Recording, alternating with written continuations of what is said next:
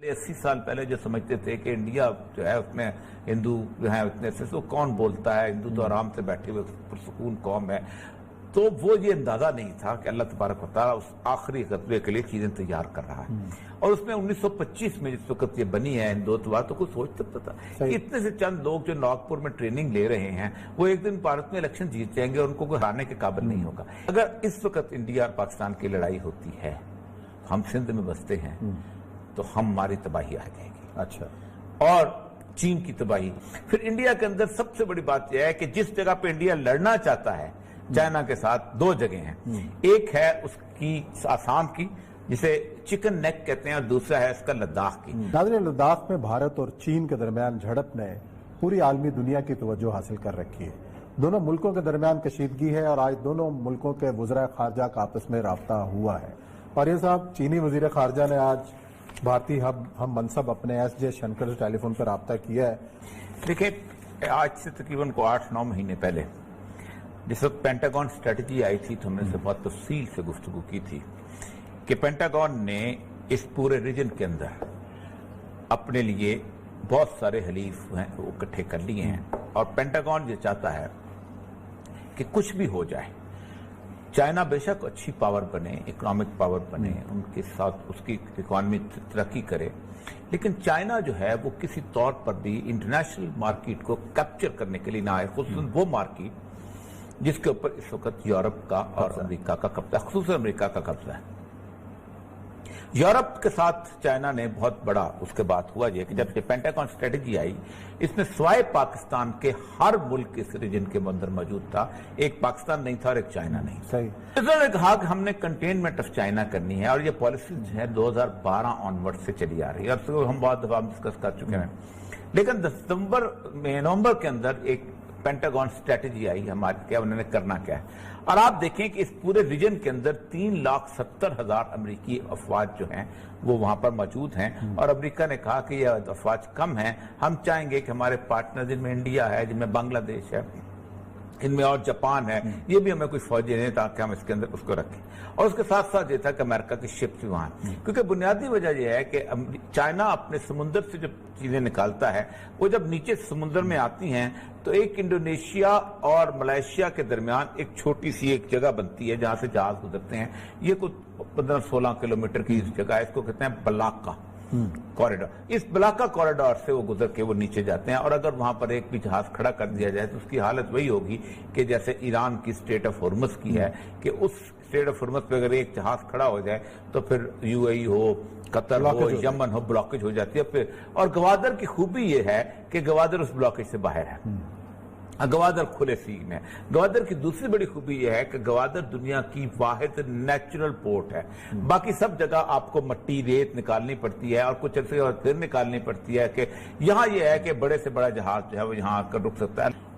उसके लिए उन्होंने कहा गया कि अब उसमें इस वक्त देखें, एक बात याद रखें, अमेरिका हो या नेटो ममालिक हो, नेटो ममालिक को शायद ना चाहे, लेकिन अमेरिका सिर्फ एक काम चाहता है, जंग चल पड़ती है और जंग इस लेवल पे आ जाती है कि दोनों मुल्कों का मफाद जो है वो टकरा जाता है और ये खतरा पड़ जाता है कि चीन और इंडिया के दरमियान अगर लड़ाई होगी तो पाकिस्तान बीच में उसमें अनगल्फ हो जाएगा, और पाकिस्तान बीच में अनगल्फ होगा तो फिर तालिबान और अलकायदा की पूरी की बड़े स्टेशन फौज आ जाती है तो कश्मीर, तो फिर हम बीच में कूद पड़ेंगे और फिर हम यहाँ पर आप इंटरनेशनल फोर्सेज उतार देंगे और फॉर द पीस कीपिंग। और अगर पीस कीपिंग फोर्सेज भी उतार दी गई तो अगले 51 साल तक, 25 साल तक तो एक कॉन्फ्लिक्ट जोन बन जाएगा, तो चाइना जिंदगी में कभी ख्वाब भी नहीं देख सकता है। अच्छा, तो ये है बुनियादी मंसूबा।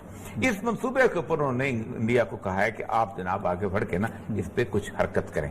अब देखें, इंडिया जो है दो तरीके से इसमें रिएक्ट कर रहा है। पहले तो बात यह है कि दोनों का अगर हम कंपैरिजन कर लें तो इंडिया का जो बजट है वो तकरीबन $70 अरब है मिलिट्री बजट, और चीन का जो बजट है वो 200 इस वक्त जो है वो $178 अरब है, तकरीबन $100 अरब का फर्क है। अच्छा, इनको जो मैन पावर है वो 61 मिलियन है, ठीक है, 60 लाख के करीब, और उनकी 75 मिलियन के करीब है। एटम बम इनके पास 120 से 130 है, वहां उनको 300 के करीब एटम बम है।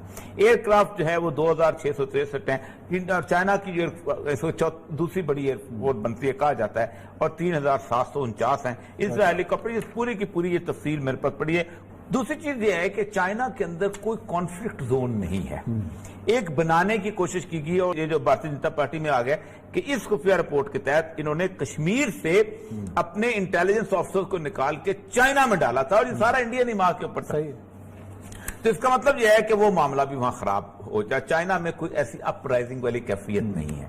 پھر چائنا کا جو ایک جو ہوا ہے کہ موبائل جو لائف سٹائل ہے وہ بہت بدلا ہے، ان کا سٹینڈرڈ آف لیونگ بہت ریز ہوا ہے۔ چائنا میں اس طرح کی پاورٹی نہیں جیسی انڈیا کی پاورٹی ہے۔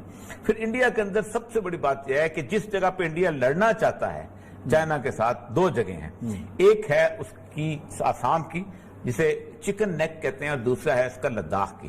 چکن نیک کو کہتے ہیں سلگری کوریڈور، وہ ہے بیسیکلی نیپال، بنگلہ دیش، بھوٹان، اور اس کے بعد اس کے علاقے کے درمیان ایک باریک سی پٹی بنتی ہے۔ آپ اوپر جائیں نا تو وہ پٹی کو 24 کلومیٹر کی پٹی ہے، اور اس 24 کلومیٹر کی پٹی کو اگر بند کر دیا جائے تو انڈیا کی 7 ریاستیں ایسی ہیں جو انڈیا سے کٹ جائیں۔ لیکن یہ جو سارے جو اعداد و شمار ہیں ارد گرد کے بھارت کے جو تمام ملک ہیں بھارت کے خلاف، اچھا اب ہوا یہ ہے کہ جب انڈیا نے پنگے لینے شروع کیے، ہوا یہ ہے کہ انڈیا صرف وہاں پر جا کے وہاں اپنی کارروائی آگے کرنا، کیونکہ ظاہر بات ہے انڈیا سڑک بنائی اس نے نیپال میں جا کے جس میں رولا مچا۔ نیپال کے تو وہ والا تھا نا، وہ کیا نام ہے بڑی فیمس جو ہے کالا پانی۔ انڈیا کے اندر جو جن لوگ ہیں جو ان کے جو ہندوتوا کے خاص وہ ہیں، وہ سمجھتے یہ ہیں کہ یہ اب وہ جنگ آ چکی ہے کہ جس جنگ کا ہم سے کبھی وعدہ کیا گیا تھا، اور یہ وہ جنگ ہے جس میں ہنومان جی بھی آئیں گے، اور یہ جس میں گنیش بھی آئیں گے، اور یہ جنگ ہے جس میں سارے اوتار اتریں گے، یہ اوتار ہمارے ساتھ مدد کریں گے اور ہم اپنی سرزمین کو پاک کر لیں گے۔ ایک میں اللہ تبارک و تعالیٰ کی وہ بنیادی طور پر جو اسکیم آف دا ایونٹ ہے جس کو ہم سمجھتے نہیں ہیں، آج سے تقریباً 40-50 سال پہلے، 70 سال پہلے، 80 سال پہلے جو سمجھتے تھے کہ انڈیا جو ہے اس میں ہندو جو ہے اتنے سے کون بولتا ہے، ہندو تو آرام سے بیٹھے ہوئے پرسکون قوم ہے، تو وہ یہ اندازہ نہیں تھا کہ اللہ تبارک و تعالیٰ اس آخری غزوے کے لیے چیزیں تیار کر رہا ہے۔ اور اس میں 1925 میں جس وقت یہ بنی ہے ہندوتوا، تو کوئی سوچ سکتا تھا کہ اتنے سے چند لوگ جو ناگپور میں ٹریننگ لے رہے ہیں وہ ایک دن بھارت میں الیکشن جیت جائیں گے اور ان کو کوئی ہرانے کے قابل نہیں ہوگا۔ اسی طرح پاکستان کے اندر ایک کیفیت ایسی بن جائے گی۔ کوئی سوچ سکتا تھا کہ 1947 کے اندر خاص طور پر ریڈ کلف جو ہے وہ کشمیر کو انڈیا کے حوالے کر جائے گا، اور کچھ نہیں تو پٹھان کوٹ ادھر راستہ نہ ملے، اگر پٹھان کوٹ نہ دیا ہوتا تو آج اس وقت کشمیر ہمارے پاس ہے، کشمیر بھی ہمارے ساتھ ہوتا۔ تو یہ ساری اسکیم آف دا ایونٹ جو ہے اس مالک کائنات جو ہے وہ بن رہا تھا۔ اس تقدیر کے ایونٹ میں ہونا کیا ہے میں آخر بتا دوں، اس میں پاکستان کو بہت ہوشیار رہنا چاہیے، اور اس جنگ سے بالکل دور رہنا چاہیے، دور رہنا چاہیے، بالکل دور رہنا۔ اس کی ایک وجہ، اور اگر جنگ مسلط ہو گئی، نہیں مسلط 10 دن میں جو لائن آف کنٹرول بس اس کی ایک وجہ یہ ہے کہ میں یہ سمجھتا ہوں جو رسول اللہ صلی اللہ علیہ وسلم کی حدیث ہیں کہ خراب السند من الہند و خراب الہند من السین، کہ اگر اس وقت انڈیا اور پاکستان کی لڑائی ہوتی ہے، ہم سندھ میں بستے ہیں تو ہماری تباہی آئے۔